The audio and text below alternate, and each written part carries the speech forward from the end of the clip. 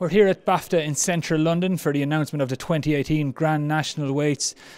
Lee, you've had a couple of hours to digest them. What are the main headlines?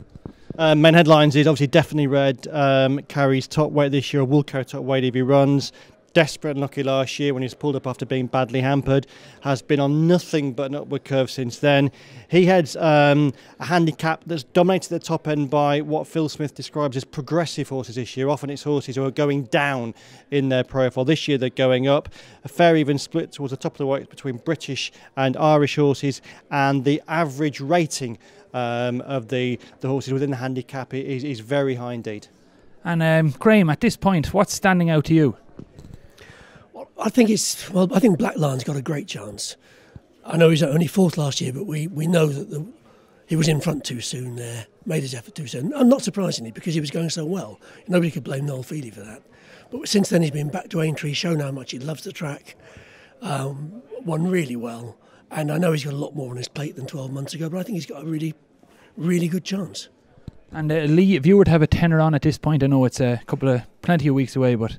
Well, I normally use quite a few tenors on this day. I think, as Graham said, Black Lion's really interesting horse. His move last year, crossing the Melling Row, was one of the most exciting parts of the race. Really looked like he'd taken a grip on the contest. As Graham said, his case is obvious. Three others I'd like, I think. Three out of over 100. Nicky Henderson has got an appalling record in the Grand National. Really, really bad. For a man of his power and a man of his number of horses running the race, he will be the first to admit that. But I think in Gold Present, he's got the first horse for a long time who's got a really interesting, obvious national profile in that he's progressive.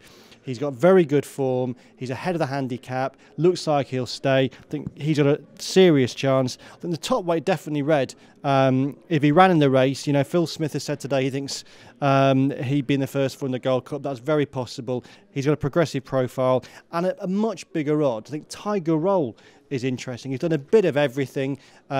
He's a massive price. He could really enjoy himself and travel on the bridle for a long way. So I'd say, aside from Black Lion, Definitely Red, Gold Present and Tiger Roll. And Graham, anything else catching your eye there? Lee has had three more. I think The Last Samurai will go well again. It's not very original, I know, but I thought he ran at least as well as you could expect him to in the Cotswold Chase. As for Lee's tips, well, if you ran this race 30 years ago, Nicky would have a great chance. You know, he had three places, didn't he, in the early years? Mm. But since then, he's had 8 who've departed at the first fence. I said all that, didn't I? I made that point. You're about to stick spot on missile, aren't you?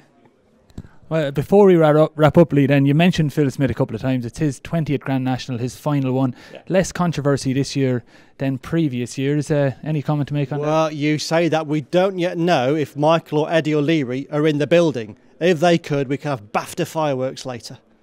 Well, that's all from here for now. But for all the latest on the Grand National and on all your other racing news, head to racingpost.com. Read anti-post tips from Pricewise for the Cheltenham Festival when you subscribe to Members Club Ultimate.